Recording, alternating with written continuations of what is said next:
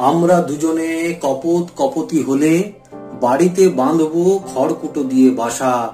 আমরা দুজনে কলকল্লোলে তবে দুজনে জাগাবো দুজনের ভালোবাসা। আমাদের কথা জানাজানি হবে খুব, বকম বকম শরতে মাতবে বাড়ি। বলতো আমরা একবার জীবনেতে কপত কপতি কিভাবে যে হতে পারি। মেঘের রোদ্দুরে ভাসবে তোমার ডানা, আমি ঘুরে ঘুরে খাদ্য আনবো ঘরে। বৃষ্টিতে তুমি কাঁপবে দারুণ, তোমার আদর ধরবে মন উচাটন স্বরে।